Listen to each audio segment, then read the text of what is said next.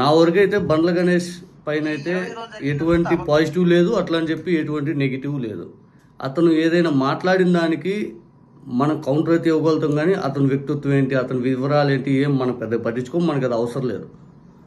కానీ బండ్ల గణేష్ రాత్రి మాట్లాడినటువంటి మాటలో మాత్రం నాకైతే కొద్దిగా నచ్చింది. అంటే ఎట్లా ధైర్యంగా చెప్పగలగటం, రెండోది ఇన్స్పిరేషన్గా మాట్లాడటం, అది నాకైతే నచ్చింది. ఇది నా వ్యక్తిగతంగా నాకు నచ్చింది కాబట్టి నేను ఇక్కడ చెప్పాలనుకుంటున్నాను.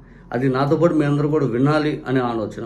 బహుశా బండ్ల గణేష్ ఇట్లాంటి మైక్ ముందే చెప్పి వెనకాల ఏం పనులు చేస్తాడో మనకైతే తెలియదు. అంతిమంగా మైక్ ముందు చెప్పింది కాబట్టి నేను ఇక్కడ ప్రస్తావించదలుచుకున్నాను. ఇంకోటి, బండ్ల గణేష్ గతంలో అతి చేసినవన్నీ మనందరం చూసాం. ఆ అతి గురించి అందరిలో వివిధ రకాల అభిప్రాయాలు ఉండొచ్చు. నాకైతే బండ్ల గణేష్ మీద ఎటువంటి పాజిటివ్ అభిప్రాయం లేదు, ఎటువంటి నెగిటివ్ అభిప్రాయం లేదు.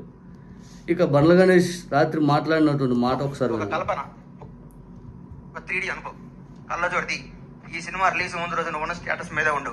నేను అలాంటి దగ్గరికి వస్తారు, మౌడి గారు మీరు 6 అడుగులు హైట్ ఉన్నారండి, మీ ముందు విజయ్ దేవరకొండ మహేష్ బాబు ఏమైనా వస్తారని అంటారు. అవన్నీ నమ్మకం. నువ్వు ఒక చంద్రమోహన్ లాగా ఇండస్ట్రీని వేయాలని కోరుకుంటున్నా. లేదంటే యాక్టర్ చంద్రమోహన్ గారు ఏమి సినిమాలు తీశారు, చచ్చిపోయేదాకా యాక్ట్ చేశాడు, అది వాస్తవాన్ని నమ్మమ్మా. మీ ఎవరు వచ్చి మీది గాజువాక, మీ గాజువాక బేస్ని మర్చిపోకు. ఈ ఫిలిం నగరు, ఈ సినిమా, ఈ ట్వీట్లు, ఈ ఫోటోలు, ఈ పొగడతలు ఇదంతా అబద్ధం. ఇంటికి వెళ్ళావని వాస్తవానికి వెళ్ళిపోవు.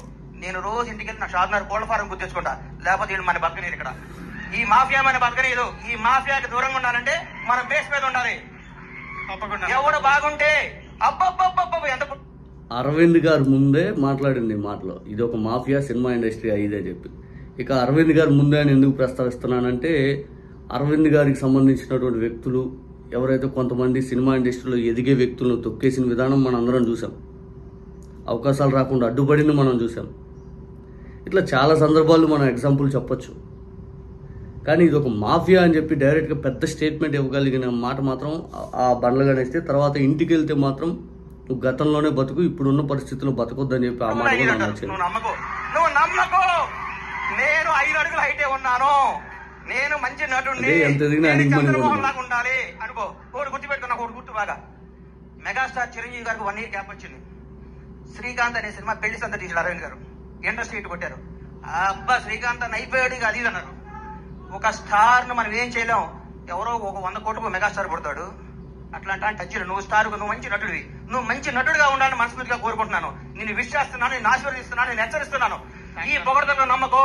రౌడీ షర్ట్ ఇచ్చాడు, మహేష్ బాబు ట్వీట్ చేశాడు, బండ్ల గణేష్ అయ్యేశాడు, ఇవన్నీ అబద్ధాలు. ఇది నిన్ను ప్లస్ చేయడానికి, నీకు విషయం చెప్పడానికి చేస్తారు. ఇది ఈ రోజే, ఇంకో ఫ్రైడే ఇంకో మోడీ వస్తాడు, ఇంకో ఫ్రైడే ఇంకొకటి వస్తాడు. ప్రతిదానికి ప్రిపేర్ అయ్యిండు. ఎప్పుడు జాగ్రత్తగా ఉండు. దయచేసి దురలవాట్లు చేసుకోకు, మాట్లాడుకో, దురలవాట్లు చేసుకోకు. ఎవరిని నమ్మకు, నమ్మినట్టు ఉండు, వాస్తవంగా బతుకు, అద్భుతంగా కథలు చేసుకో, నటుడిగా పేరు తెచ్చుకో. మీ అమ్మ నాన్న తలెత్తుకుని తిరిగే విధంగా, నీ బంధువులందరూ మౌడి మా ఫ్రెండ్ అని చెప్పుకునే విధంగా, ఇండస్ట్రీ అంతా నిన్ను చూసి ఆనందపడే విధంగా మనస్ఫూర్తిగా ఉండాలని కోరుకుంటూ, నన్ను ఈ ఫంక్షన్ తీసుకురావడానికి కారణమైన మిత్రుడు బన్నీవాసు, వంశీ నందిపాటికి, ఈటీవీ విని వారందరికీ కృతజ్ఞతలు తెలియజేసుకుంటూ, ఇలాంటి సినిమాలు మీరు ఆశీర్వదించాలి, థియేటర్కి రావాలి, చిన్న సినిమాలు బతకాలి, చిన్న సినిమాలు బ్లాక్ బాస్టర్ కొట్టాలి. ఒక సినిమా 2 రోజులు షెడ్యూల్ వేస్ట్, ఒక సినిమా సూపర్ హిట్ కొట్టిన సినిమా చూసి మనందరూ గర్వపడాలని కోరుకుంటూ సెలవు తీసుకున్నాను. Thank you. బండ్ల గణేష్ చెప్పింది ఏంటంటే, మనం గ్రౌండ్ లెవెల్ రియాలిటీలో మనం ఉండాలి 5 అని చెప్పి బండ్ల గణేష్ అయితే చెప్పడం జరిగింది. నాకు దాంట్లో ఇన్స్పిరేషన్ కనపడింది. అంటే ఇన్స్పిరేషన్ ఆయన మాటలో కనపడింది, ఆయన కాదు.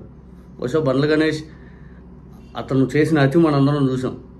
మనం 2023 ఆ టైంలో అయితే అతను చేసిన ఓవర్ యాక్షన్ చూసాం.